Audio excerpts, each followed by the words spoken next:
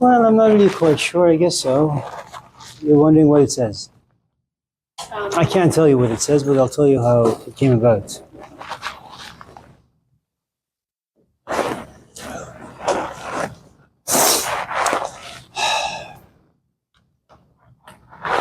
It was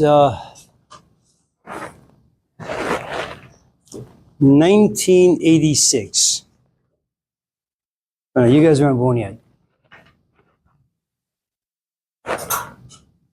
Very much like you, just walking around, not knowing what to do, where to go, how to be. And I saw this man running. And he had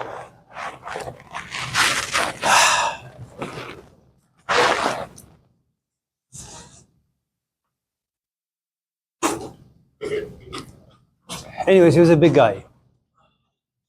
So I just went and hugged him. No, I didn't. I just met him somewhere. And we had conversations, and he told me I'm very unattractive. I couldn't believe him because I looked myself in the mirror and the only thing I saw was beauty. So he told me the story about a chicken, which made no sense. He told me about this cook who had this chicken in this pot on the stove, and the water was slowly coming to a boil. And so this chicken comes up and looks at the cook and says, "What are you doing to me? I'm being cooked alive." And the cook looks at the chicken and says, "Look at you. You look bad, you smell bad, you probably taste bad, everything about you is just awful." The chicken, being very proud of being a chicken, says, "No, that's impossible. I'm a chicken. You know, I lay eggs without even having sex. I'm like Virgin Mary, mother of Jesus, you know. No one has to touch me. Just eggs come out of me." So, feeling offended, he swims way down to the bottom of the pot. Why did the cook tell me I'm so ugly, unattractive? I can't be unattractive. I'm quite good looking. So he keeps thinking, or she thinking and thinking and thinking, and all of a sudden the chicken says, "What if the cook is right? What if I am unattractive?" And so he wants to pass by, all these questions and reflections quickly and easily, but it doesn't happen. The more he thinks, the more serious his quandary becomes. And so he swims way to the top of the pot, looks at the cook and says, "So, what are you planning to do?" He says, "Well, if you let me, I will turn up the heat, add some salt, pepper, turmeric, maybe even a little saffron, cut some onions, tomatoes, potatoes, carrots. Let you sit there simmering away for the next 2, 3, 4, 5 hours, and add some noodles, and then you'll taste good and look good and smell good." The chicken, of course, says, he asked my permission. Does he really need my permission? And the answer is yes. You can't do anything without asking the person who's going to be abused. And so the chicken goes to the bottom of the pot and says, "What if the cook is right? What if he turns up the heat to a boil? The water comes to a boil, and then he adds all these seasonings." And so after many weeks of reflecting on this, he comes up, or she comes up, looks at the cook and screams, "Turn up the heat." And then came Kentucky Fried Chicken.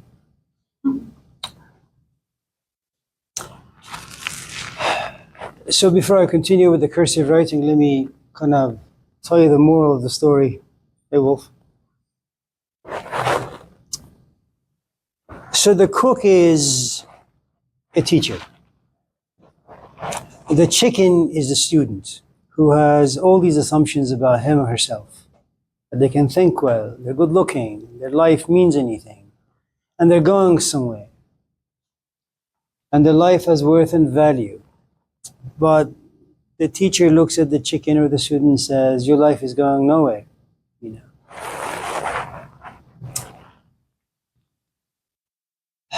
And it troubles the chicken. The chicken or the student feels offended by all the comments made by this stranger. And so goes down and thinks and thinks and thinks. Maybe when you go home, turn off the lights, and you just sit in your room and think. Maybe you'll read a book, and that book will force you to think even more. And at a certain point, you go back to the person who made you feel uncomfortable about what you are. And you say, well, if I was to give my life into your hand, what are you going to do with it? He says, well, I don't think you understand what it means to put your life in my hand. It means submission, surrender. You have to become passive to your past. That you can't think, you can't feel unless I give you permission to think and feel. And I will add stuff to you. Seasoning, ideas, emotions, this and that. And you have to kind of simmer in this for a long, long time. And being cooked is a tough thing, you know.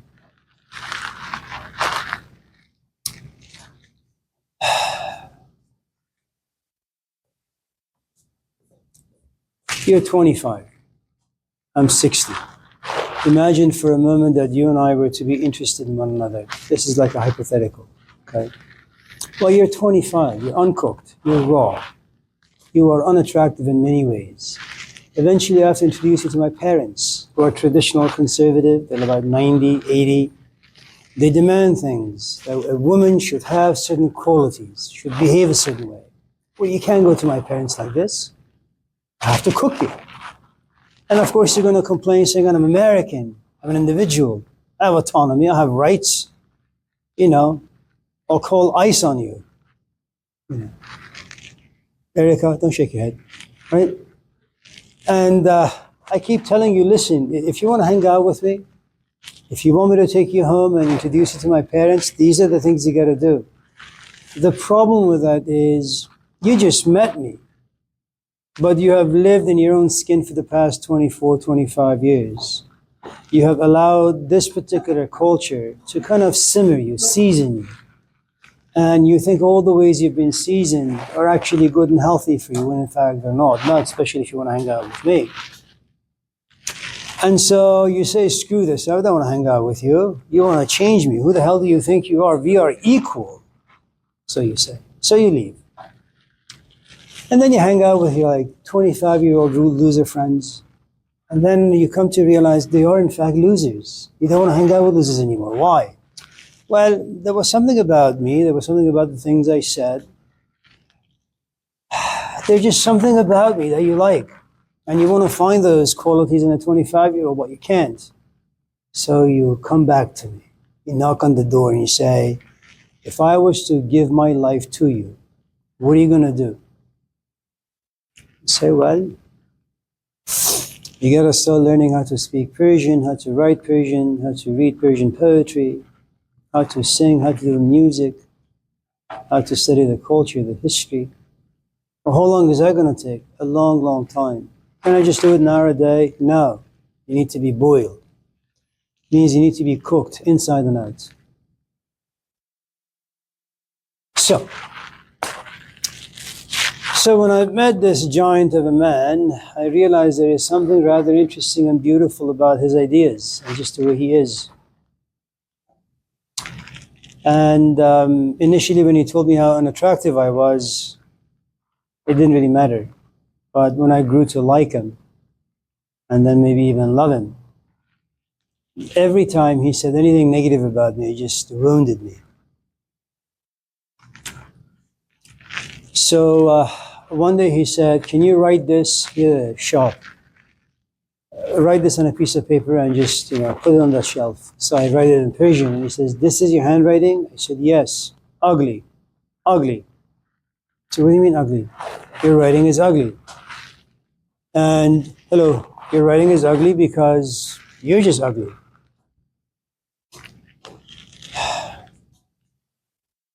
If you want to hang out with me, everything about you has to become beautiful. So he gave me a book. We went to his, Allahu Akbar. We went to his house after when his shop closed, and he gave me a book on calligraphy. And he said, just mimic this, copy this line 1,000 times, and I did. And so every night for about, I don't know, 2, 3, 4, 5 years, that's what I did, just sat and did calligraphy.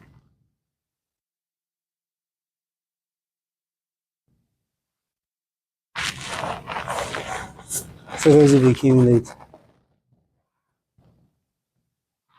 Calligraphy, Persian style. You know, like Gangnam style? This is like Persian style.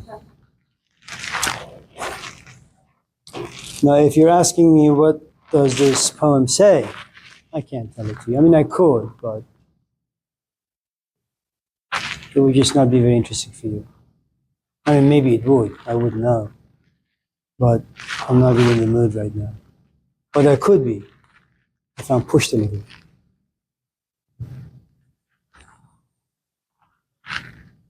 Stephen, yes. Oh, I'm sorry. First, clearly this guy has not seen my handwriting. It's pretty bad. Two, so what would beauty be in that scenario? What would beauty be? In that scenario.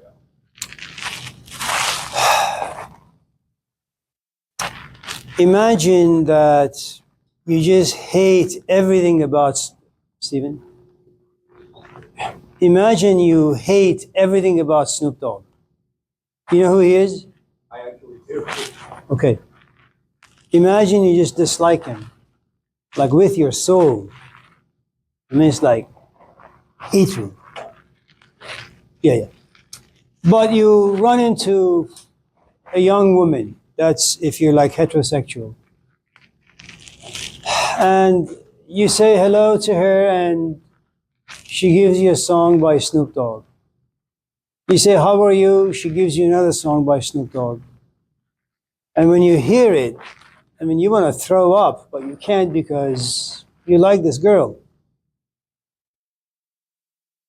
And she tells you, if you want to hang out with me, one condition. You got to listen to every song that Snoop Dogg has ever sang.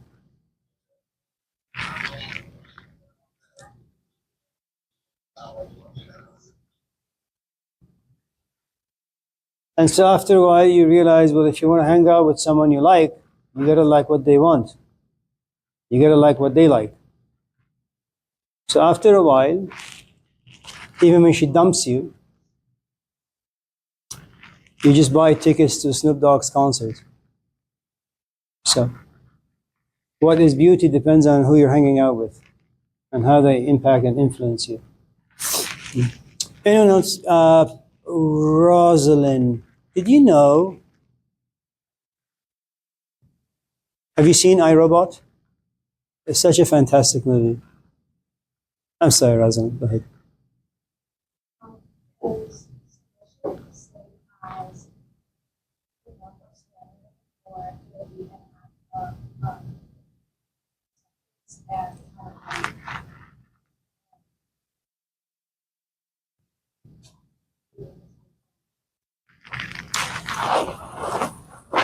So there are two kinds, I think, of submission. One kind is you go to 7-Eleven to buy like 5 gallons of milk, of course, all expired.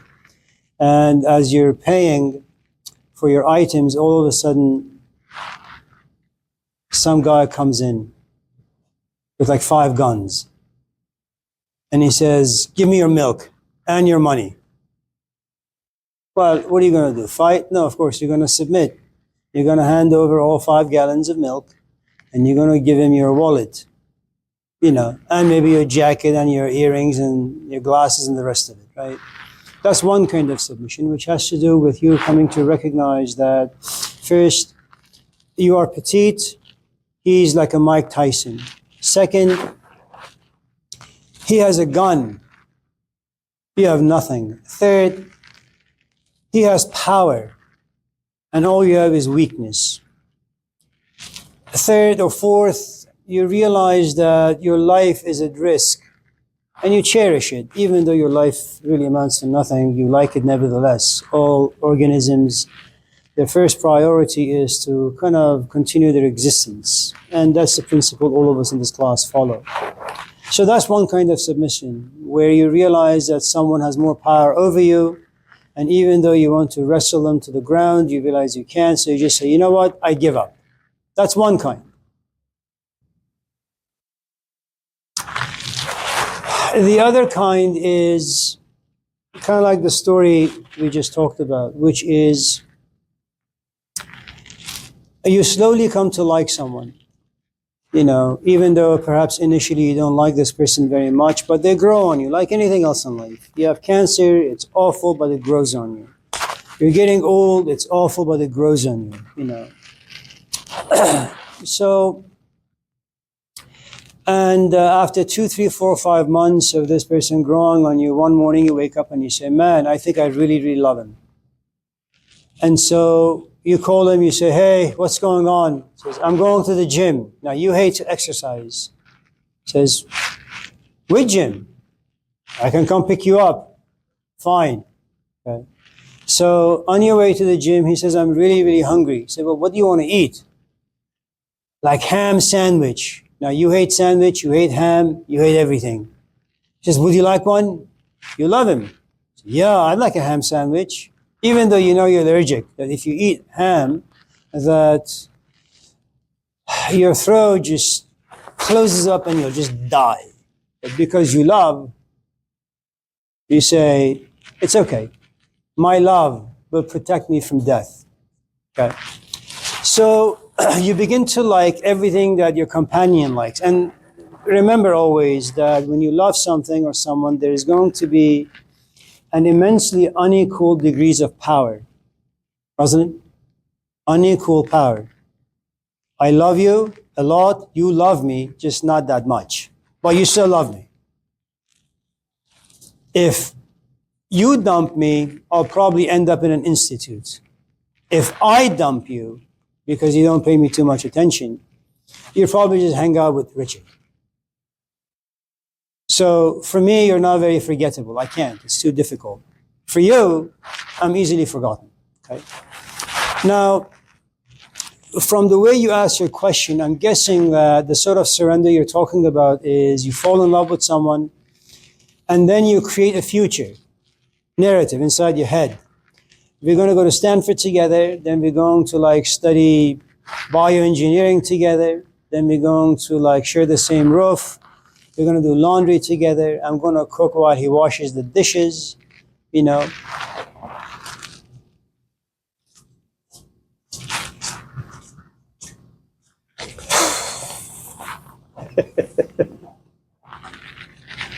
Oh, man. Your neck is okay? Yeah. I thought you were just, something was going on. Okay. That's what the French do. And so, I'm so sorry. And so, as you become more and more invested in this relationship, and as you submit more and more and more, and as you change to be more like what he wants you to become, and as you realize that you have forgotten your own ways and all you are his ways, one day you come home and his bags are by the door. You say, oh, really? We're going on a cruise? What cruise? I am going on a cruise. But what about me? It's your life. You can do whatever you want with it, honey.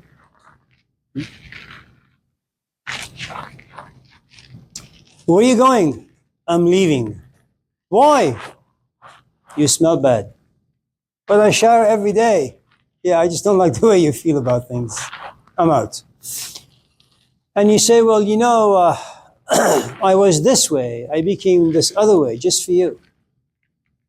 I was an individual, but now I am a carbon copy of who and what you are. You can't just leave me after all the sacrifices I've made.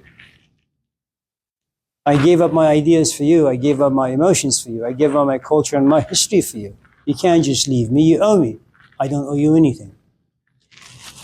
And now that your life has been shattered into 1,001 pieces, you sit back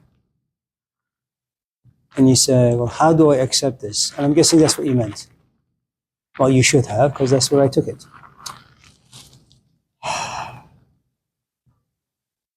Well, I suppose all kinds of surrender ultimately means that you submit yourself before someone, to something.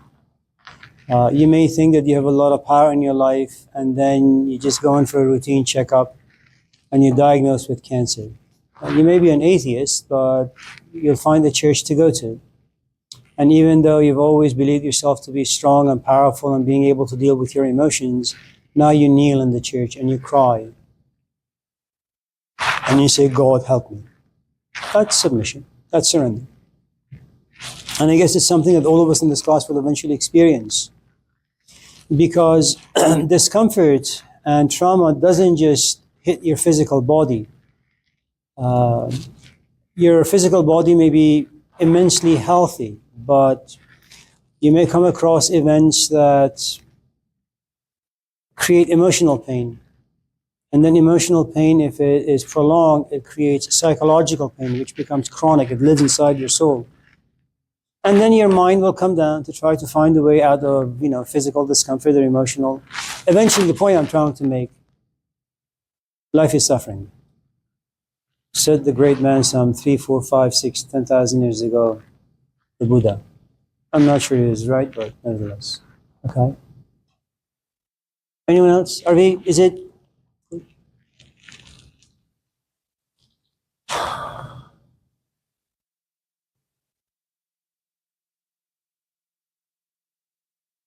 Are you sick? Is it physical or mental? Both?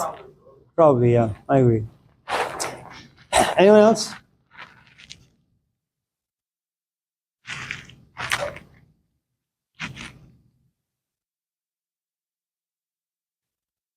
Nothing? Yes, Casero.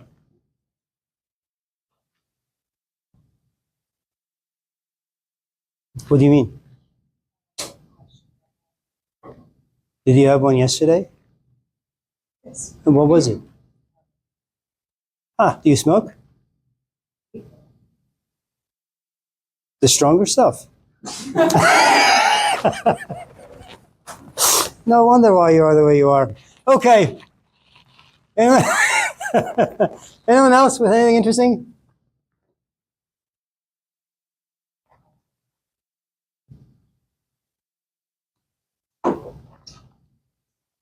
Sure, Martel. I called you Martel, but you're not Martel.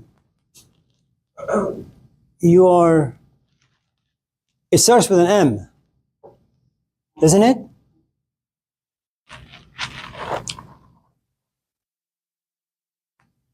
What is it? I forget. What was your name? What's the second letter?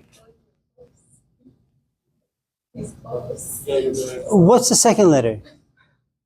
Not the best. You can misspell it. It's okay. You don't have to spell your name the right way. But you're only missing one letter. Markel.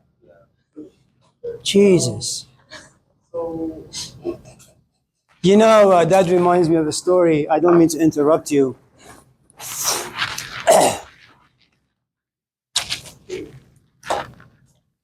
So one of the ways that you will attain enlightenment, according to the Buddha, is to be celibate. And you know what that means. You just don't eat. And so when the Buddha comes back to life, he looks at all the things that the students and other people wrote about celibacy. And he said, I never said celibate. I said celebrate. And so those who heard me heard celibate, not celebrate. It's like Martel and Markel. Anyways, just go on with your question. How do we like build? How what? How do we build? Say again. How do we build better habits? How do we build better? We're talking about Did you say happiness? habits. Oh, habits. I have a question. Can you talk about something about how Right. But I didn't have time to like. Okay.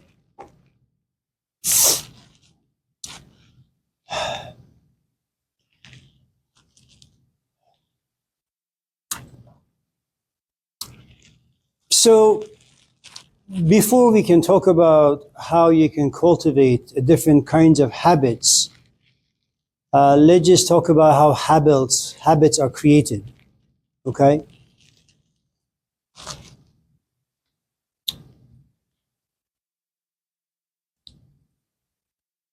Imagine if you were born, say, 30 years ago, and you were 2, and you were bored, and you went to your parents and you said, "I'm bored, do something for me." And so your dad would throw you a ball and says, "Go kick the soccer ball.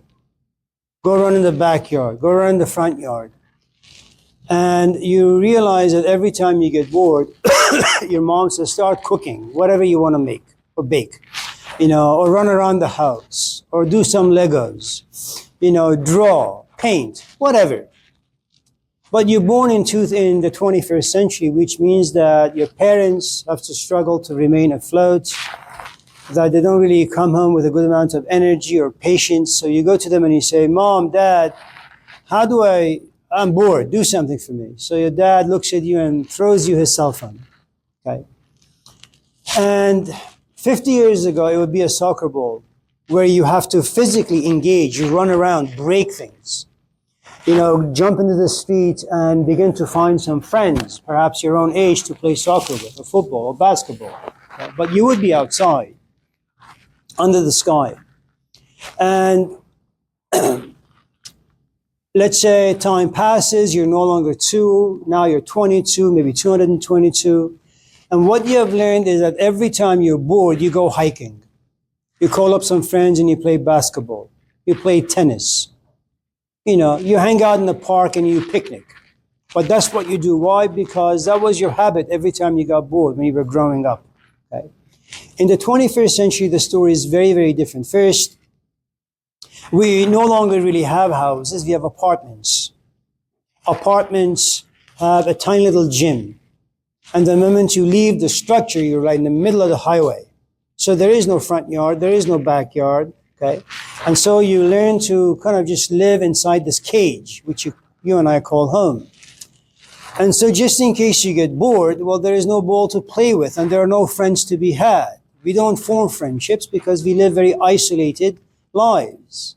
The idea that no man is an island is actually untrue. Every single human being in this culture is an island, at least in California. Especially if you happen to have come from an environment where people are just broken in your immediate environment. Your parents are divorced, you go to them for some help, they're not really there for you. So you learn how to be self-sufficient in all the wrong ways. And so, little by little, something really interesting happens. You realize that every time you get bored, you don't have to look for ways to physically and mentally and emotionally engage yourself. A tiny little device, a cell phone. You grab it, you look at some YouTube clips, which are no more than 30 seconds, which eventually wires the way you kind of think and feel and live your life, which is your life is lived in segments of 30 seconds. Anything that's 35 seconds begin to frustrate you. You can do relationships for maybe 6 months. If it becomes like 7 months, it's frustrating. It begins to irritate you. And there comes a point in your life where you want to get married, and marriage is like a long distance marathon, but your background has been all of a sudden these like short YouTube clips of a life.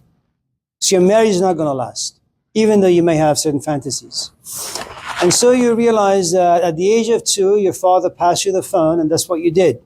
And when you sit physically you become passive, emotionally you become passive, intellectually you become passive. You allow this device to kind of create emotions for you, create thoughts and desires for you, and your physical body, when you want to go to the bathroom, you take the phone with you. When you take a shower, you take the phone with you. When you hang out with your friends, or when you're in the classroom, you have your cell phone with you. There is no value to your life. Everything about you is governed by a cell phone. Okay. Now remember how this habit is formed. It has a history of 20 years. When you do something over and over and over again. Okay? So when I come to class and I see people with the devices, I won't even look at them. I won't even consider them. They're not interesting for me. They're too much work. I mean, the basic social etiquette is come to class. I don't give a shit if you don't like me. Get bored. You don't like me that much, drop the class. Okay? But I'm not your friend where you go out to dinner with and everybody's grabbing their cell phone and playing with themselves. Okay? If that basic social etiquette is absent for you, you're just going to be undigestible to yourself and other people. Now, so your question is, now that you have cultivated this habit for the past 20 years, and it's not just picking up the cell phone. Remember, cell phones or YouTubes have only one function: to inspire emotions and interest about you very, very quickly. You have no patience for this story to take place for the first 2 hours and all of a sudden hit the climax. That's why we love reality shows. That's why we love UFC. Because there is, the moment you turn it on, there is fighting from the beginning to the end. We don't make movies that have long narratives where you have to sit and wait and figure things out. It's too much for us now. Okay? So now your question is, you come to class and all you can think about is your cell phone. How do you get rid of this habit? Because you've been at Laney or Stanford or Yale and you've been kind of dropped out because instructors kept telling you, stop playing with your phone. You couldn't. You wanted to, but you couldn't. You're an addict. And so you get dropped from the classes. You're no longer 18 or 19 or 20, 30. And you want to finish school. You want to make your life into something that it currently isn't. And so your question again is, well, how do you get rid of that particular addiction and possibly cultivate some new ones that are good for you? Help you graduate from school, right?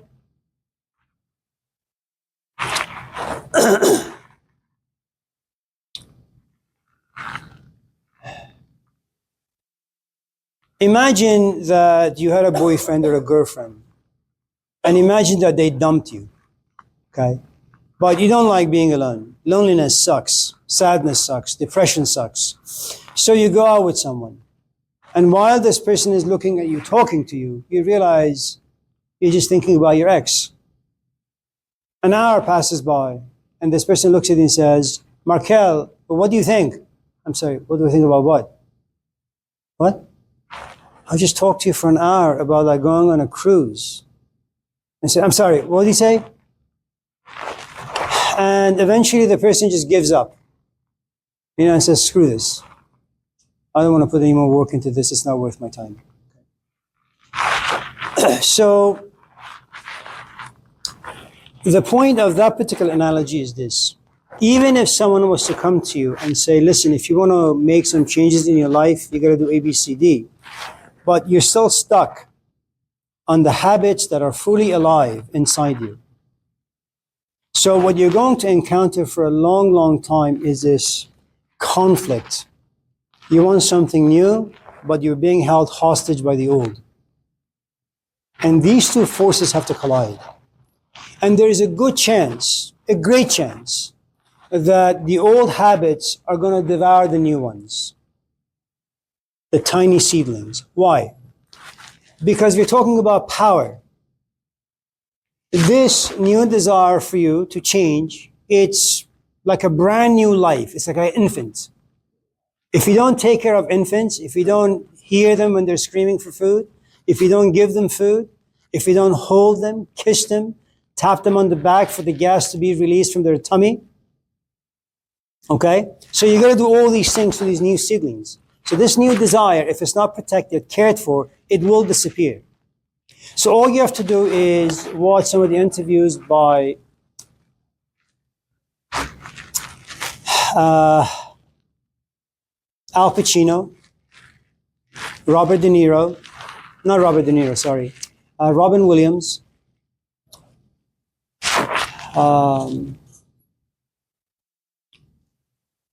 and their battle, even Brad Pitt, their battle with alcohol. Eventually, what they will all tell you is that you can't do this on your own. You need a support system. And a support system means the following, that they act like an alarm clock because you have a tendency of forgetting that you want to change. You have a tendency of going to places that are familiar and most comfortable to you. We don't know what to do with boredom. That's too difficult of a task to live in. But you know exactly what to do when boredom hits and you run to your cell phone. That's a place that you know. Okay? So the first thing you need to understand is the moment you have this new desire to change, you need someone from the outside. And if you can't find anyone from the outside, what you need, good books. Books that are related to the things you want to change about you. And just have to keep feeding it until it becomes fat. That's what desires are. They're very thin. They will go into oblivion.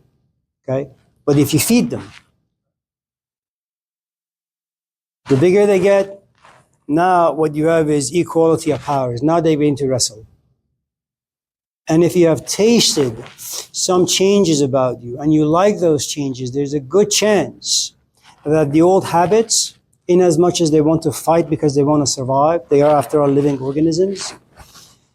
If you continue wrestling with them, eventually they will win. I mean, the new desire will win.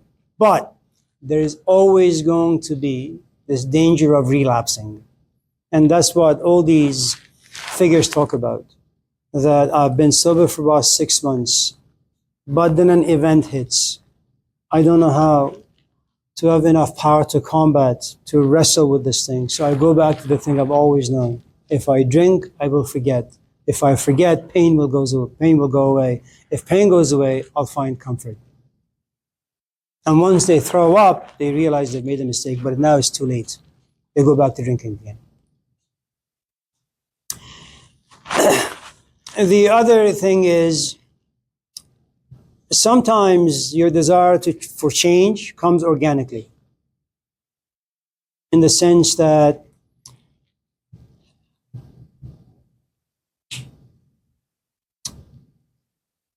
you realize you're getting older, uglier, smellier. The idea of being alone for the rest of your life and driving yourself to Kaiser, it's not fun. And so you go seek a therapist. And the first question the therapist asks you is, why are you here? And you say, my name is so-and-so. I used to be 20, now I am 50. I am sad, depressed, lonely. I want to have a companion. I just don't know how to talk, how to trust, how to love. Help me. That is because one morning, like Elizabeth Taylor, you get off of your chair, you look yourself in the mirror and you realize, man, you were only 110 pounds. Now you're 1,010 pounds. That there has to be something about it that looks yourself in the mirror of sorts and you say, I don't like where I am anymore. Sometimes change can happen from the outside. Which means that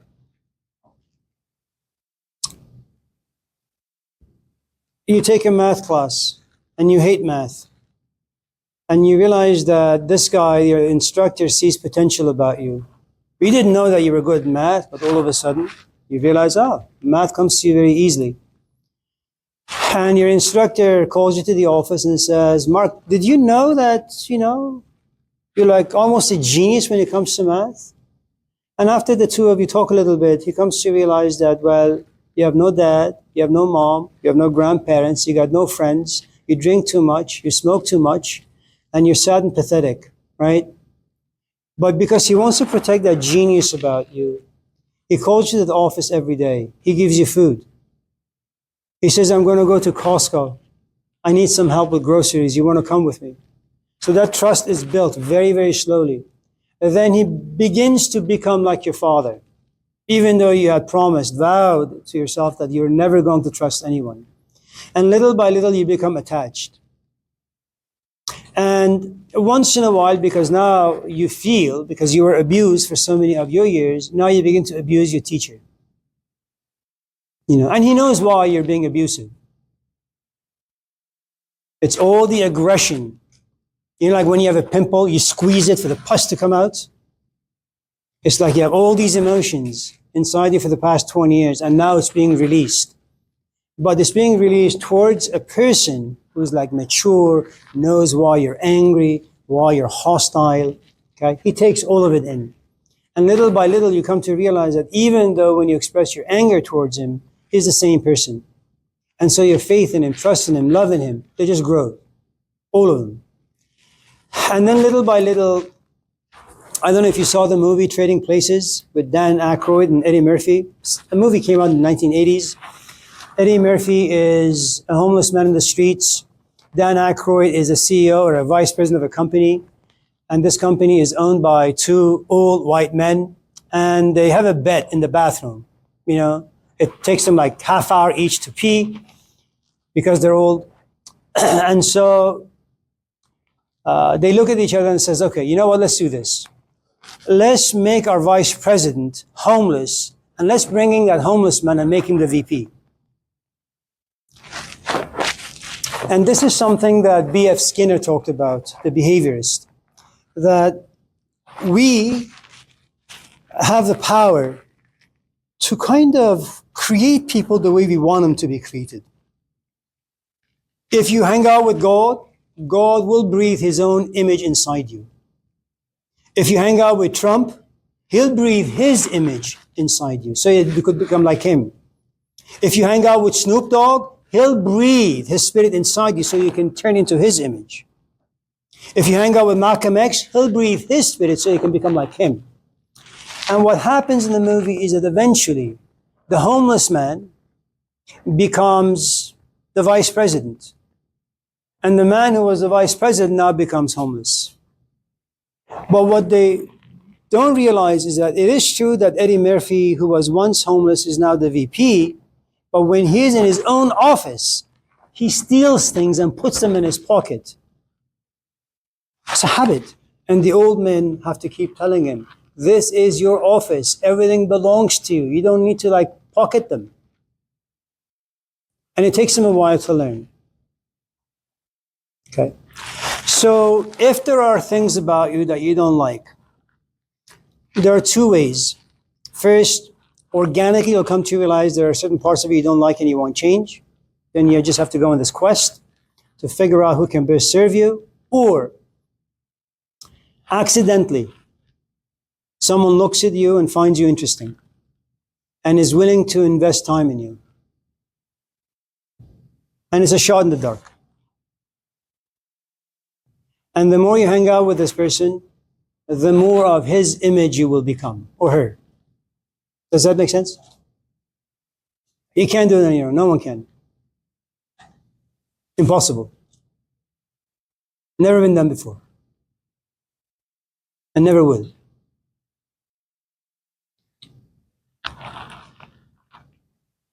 Is that, Ravi? Yeah, please. You talked about virginity in terms of religion. The what? Virginity? Virginity?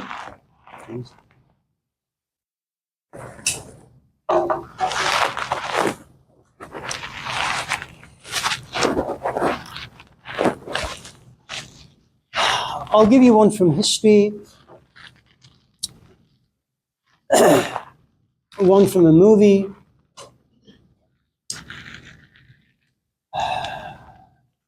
and then I'll stop there. England had a golden age that was created by Queen Elizabeth.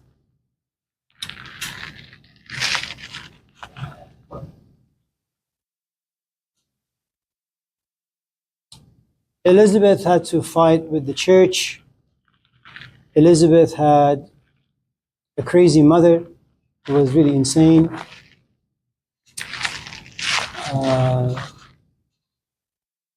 She had to fight all the people in power, all men, to be able to sit on her throne.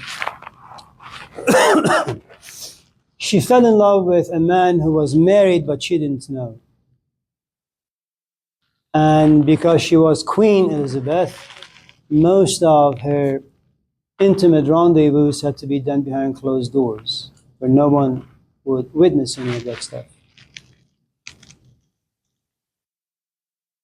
One day she expresses her desire to marry this man, but her advisor tells her that he's married already. And she's really, really upset. Now remember, one of the ways that you make peace with the French, with Spain, with Canada, with Greenland, with Iceland, all the territories that Trump is trying to pick a fight with, is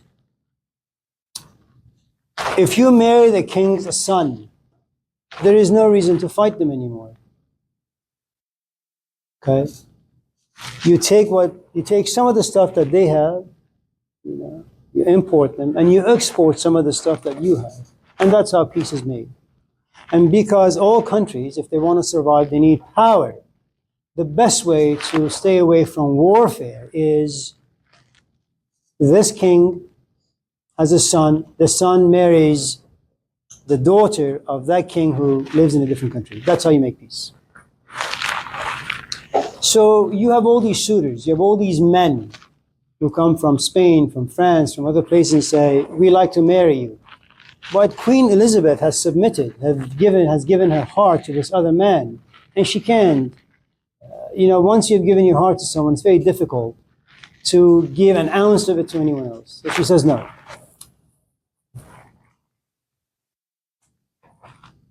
It takes time for her to recover from this news that the man that she's in love with is married to someone else.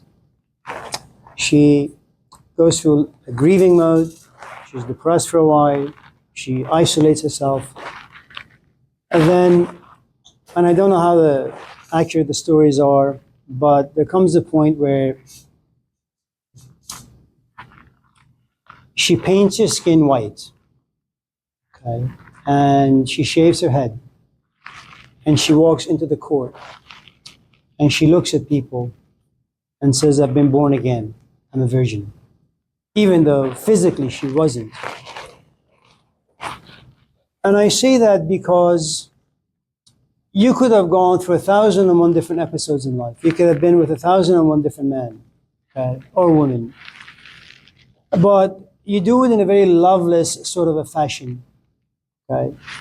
There comes a point where love, when you fall in love with someone, it transforms you. And it transforms you because it forces you to go back and examine all the relationships you've had prior to this fellow.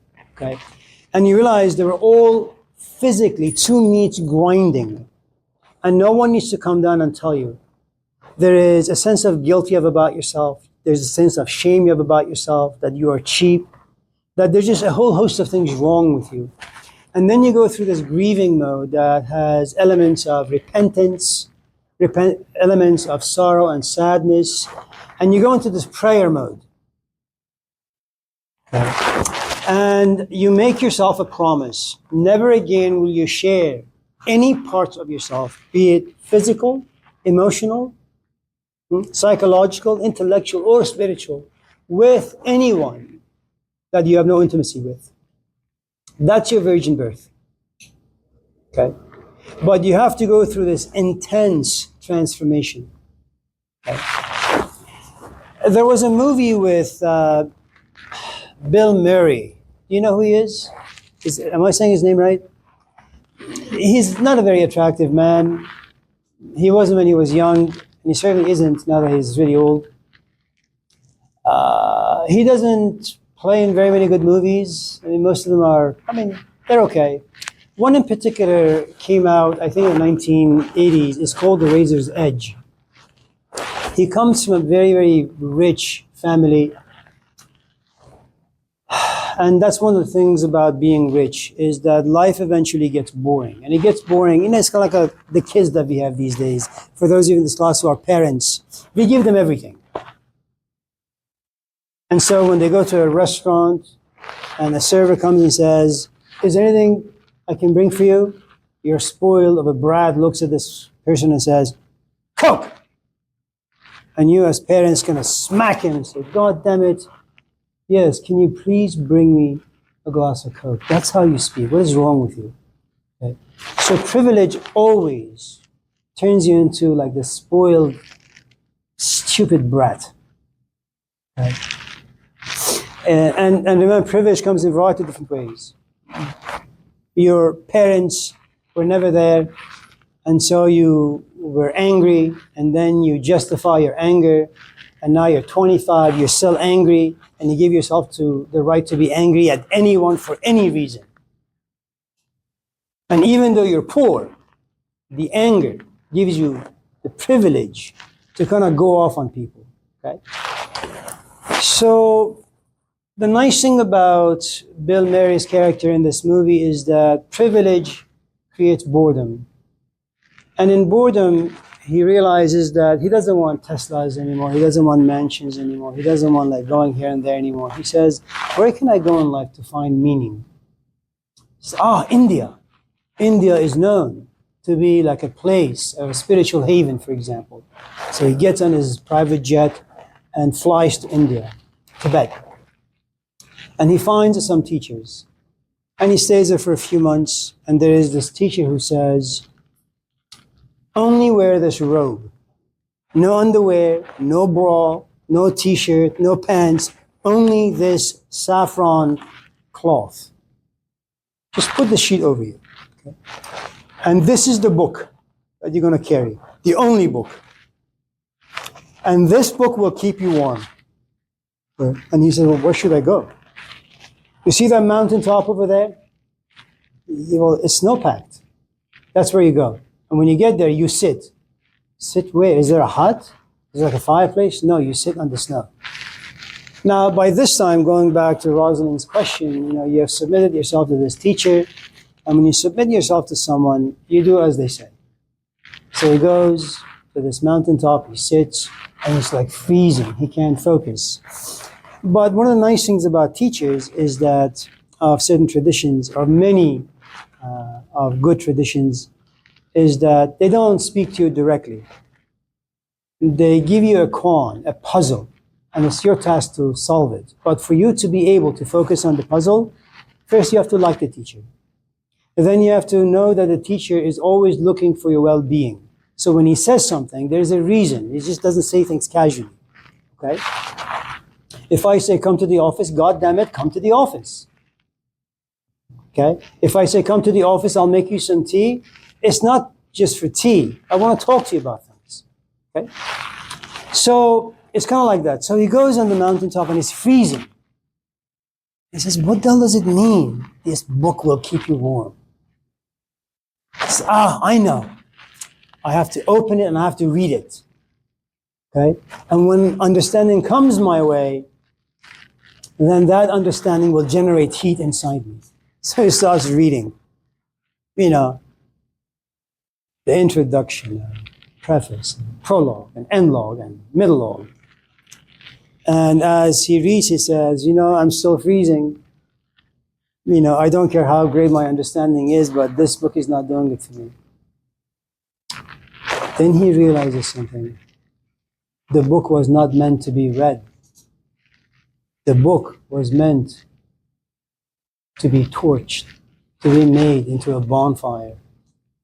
So he takes this book, rips the pages, and one by one he lights them. Okay? And the significance of that particular episode is that there is a stage where you depend on people for your happiness. Then there is a stage where you depend on your teacher for your happiness.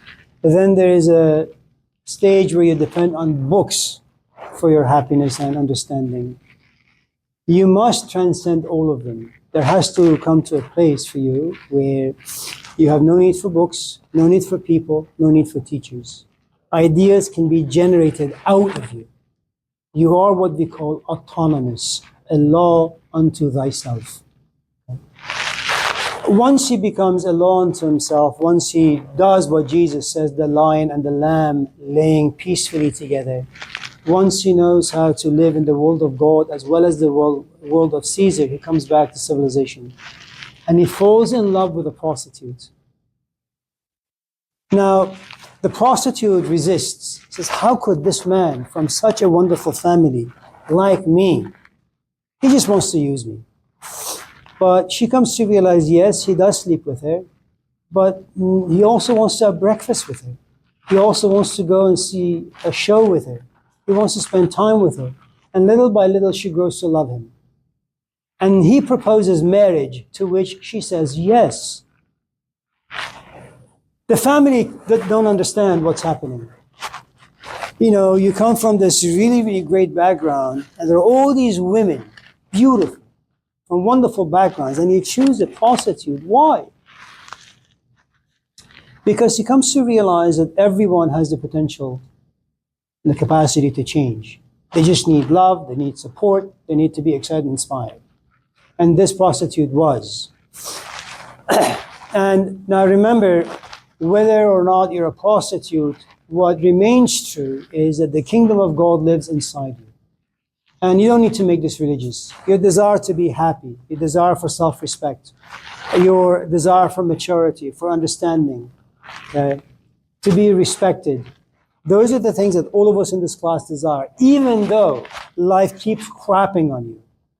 There are moments where you look yourself in the mirror and you say, I hate working at Home Depot, but what can I do? You know, that light that lives inside you, that you want people, including yourself, to respect these parts of you, your humanity, nothing can crush it. Okay? And Bill Murray, again, his character in this movie, comes to realize this woman is really, really, really good. He just needs to bring this out. And he does. The tragedy is because the family don't really understand what's happening to this man and why he's proposed marriage to this woman. He has a sister. The sister goes to her and says, you know, he doesn't really love you. He's just using you. You're just a stupid prostitute. You don't really know. And one of the things that usually happens when you're changing, there is a part of you that says, I can never change. It is true that I'm inspired, I'm excited. Certain things about me have changed, but I'm still a prostitute. Okay? And so you're at a very delicate and sensitive stage in your life. And any crack can kind of push you back into the old world. And the sister keeps telling her that you suck as a human being. There comes a point she goes back to a bar, gets drunk, sleeps with someone, gets up, can't stand who she has become once again, grabs a knife, slits her throat, and dies.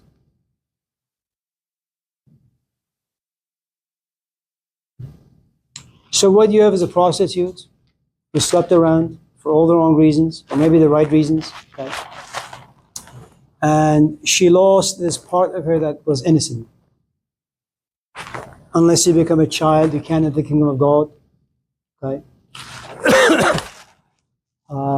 You don't know your father. All you know is that there's this guy. He's always been around you. You have faith in him. You trust him. You love him. All that stuff. So whatever he does, you assume that it's for your own good.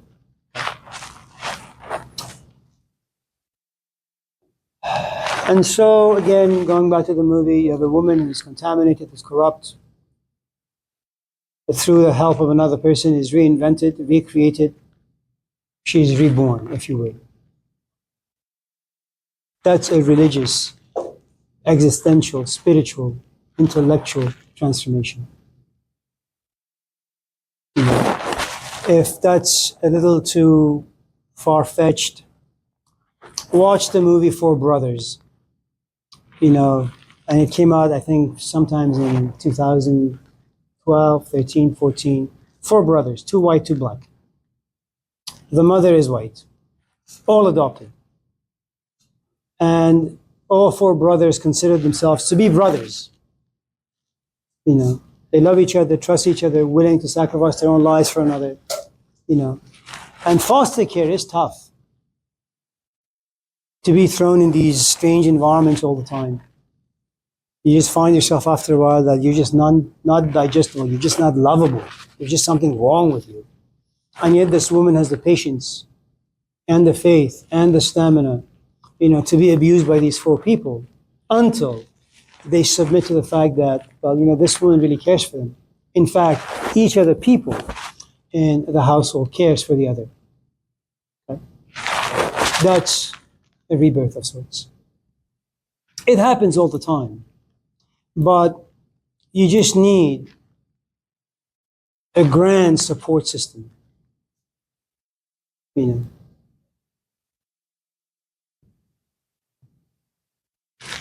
If any of you come to me saying you want to have a child, the first thing I'll tell you is be ready to be abused for the next 18 years. You will love them, okay? But they will abuse the hell out of you.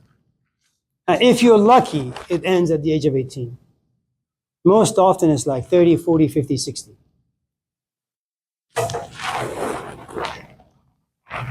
Does that?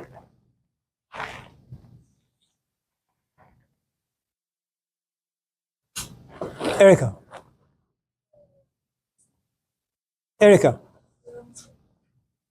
So do you think people need to actually endure something to understand? No. I think all of us endure life. We don't really understand it. The only thing we're able to do is just damage control. I mean, I'm sure you've had companions, you know, romantic kinds. And men, for the most part, I'm not, you know, releasing women from some flaws, but men are stupid in many ways. And you have to endure what you go through because of them. But it doesn't mean that just because you endure, you're interested enough to kind of sit back and say, well, what does it mean to be in a relationship? Why do we want to be in one? What is love? Why is it that people abuse one another in relationships? You know, why did I have a child in the first place? Why did I have a child with that particular fella in the, you know? We never do that. All we know is that we enter into life, life slaps us left and right, and all we want to do is just find certain spaces where we're just not slapped as harshly. But this idea of becoming a student to understand life, to examine its forces, and hopefully exit with a good amount of understanding and then applying that understanding, we don't do that stuff. It's too much. I mean, first, you don't really have time. I mean, you wake up at 6, you take care of your kids, you jump in the shower, you drive yourself to school, you're harassed by your instructors and their ridiculous stuff, and then you run from one class to another, and then you run to your work, you know, you get exploited for the next 5, 6, 7 hours, a job that doesn't even pay ends meet, right? And then you run to pick up your kid, then you gotta clean the house, you gotta make sure he does his work, he has to shower, get him ready for tomorrow, get yourself ready for tomorrow. I mean, if you look at your day, you realize that you don't really have this intellectual space where you can sit and say, you know what, I have enough space now, I have enough time, you know, and I am rested enough to kind of sit and say, okay, let me read a good book as to why life is so shitty. We don't have time. The only way you can make time to endure and then to understand why you endure, right, is you get into a relationship, you get abused by your companion, you have enough money in your pocket, you have wonderful parents who love you and support you, you terminate your lease, You call your mom and say, I'm moving in with you guys. I just need to move in with you guys for like 5-6 months. There is no need to pay for food, no need to pay for rent, no need to pay for laundry. Everything is done for you. You sit in your room, and your mom understands because she's been there. She'll leave you alone. And then you slowly begin to think. You have the privilege. And your parents make sure that there are not going to be too many demands made by life, imposed on you. Okay? They say, honey, you don't need to work, we'll pay. If you want to go to school this semester, that's fine. Or if you wanted to go to school, take classes that are related to what you're going through. I mean, that's a very, very privileged position to be in, okay? And then you take classes, you read books, you spend time with your parents talking about this stuff, and little by little, you realize they're giving you some insights as to kind of the deeper aspects of life. Why people fall in love, why there is loneliness, what it means to be a human being, why sex is so interesting, why you want a kid, all that stuff. And so, little by little, you understand why you endured, why you didn't leave when you should have. What's the function of fear in keeping you in the relationship? What happens to your self-confidence, your self-image? And you begin to explore all these different branches. And then after 5 or 6 or 7 years, you realize, you know what? You understand. So you come to class, and I look at you and say, what's your name? Erica. And you realize I'm a bully. But do you understand how bullies work? Bullies have issues. Bullies have no self-respect. Bullies are small-minded people. And you sit there, and you take it all in. But the thing is now because you have understanding, whatever I say just doesn't impact you. You can just look at me, you have this grin on your face, and you say, man, here's a 62-year-old man, look at him. How pathetic. And he teaches philosophy. He hasn't learned a damn thing. And you endure like a stoic. You know, look, I mean, there are moments all of us in this class have had where the world and all the people you imagine to be your friends, they nail you to the cross. And they watch you. It's what we call Schadenfreude. It's German, Schadenfreude. That I take joy in your pain. Okay? But you happen to be like Jesus Christ, where you say, I accept, it's okay. I am more than flesh. There is something else about me that you guys don't see or understand. You know, imagine for a moment you go out with a guy and you love him, he loves you. And one day he comes home and says, I'm leaving you. Okay, that's it? Yeah. You don't show any emotions. I'm leaving you. It's okay. How is it okay? Because I understand why I got in this relationship with you. I know what it means to be you, and I know what it means to be me. I walked into this relationship being sufficient. You were just a footnote to my life. And not because I'm damaged, because I'm rich in understanding.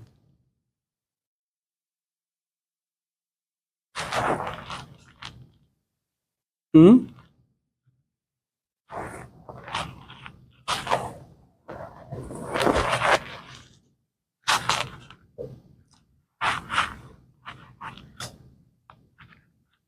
What?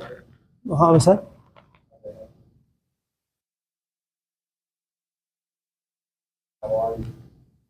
I hang well. Anyone else? What time is it? Is it time?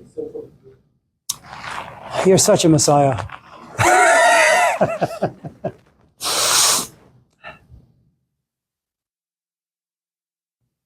Yeah.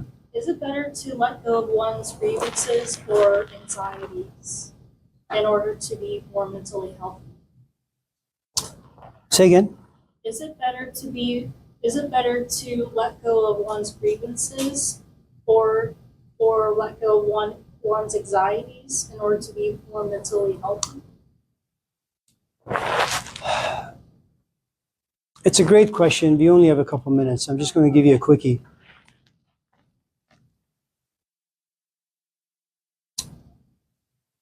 My father is 92. And psychologically, I suppose, when someone gets to be that old, you just expect them to die at any time.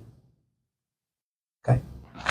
So I have been kind of imagining my father's death for the past maybe decade. He's very healthy. Okay?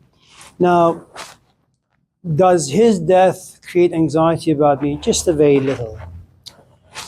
Is his death going to break me? Just a very, very little. And I'll tell you why. For the past 30 some odd years since I've been teaching, and even prior to that, I've always been fascinated by death. I worked in a mortuary. I worked for hospice.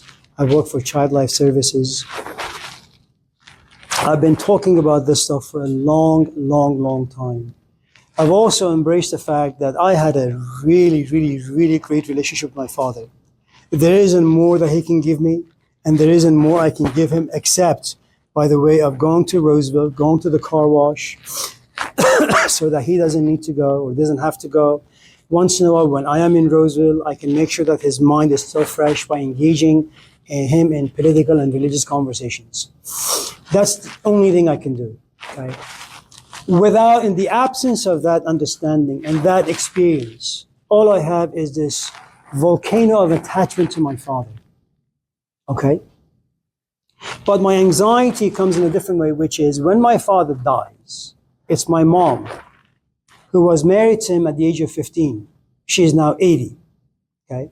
Which means that this is the only man she's ever known. She wakes up with him, she goes to sleep with him, and throughout the day she is with him. And for the past 40 years of being in this country, they've been washing cars together, shoulder to shoulder. Okay? When he passes, she's going to be devastated. And her devastation is going to impact me, my brother, and my sister. Okay? And so when my brother calls me and says, Amir, I'm tired, you need to come to Roseville and take care of mom for a few minutes, now I become anxious. Okay? So there are all these different branches in life that you have to navigate very, very carefully. One branch creates 2% anxiety, another branch creates 25% anxiety. Okay? So different aspects of life create different problems, different sets of intensities. Okay? So you have to kind of manage them well. But you can't let go of anything if you're not ready. The only way you can let anything go healthily is when you have understood it. It's something that Mackay had asked, but we never really got a chance to talk about, which is the stages of grief. And it doesn't need to be about someone's death. A boyfriend who leaves you, or you expected an A in a class, but it ended up as an F. You expected to graduate at the age of 20, but now you're 55. Okay? You have to go through certain steps to come to a place where you say, you know what? I accept. But we'll talk about that on Wednesday. Have a nice day. It's good to see you all.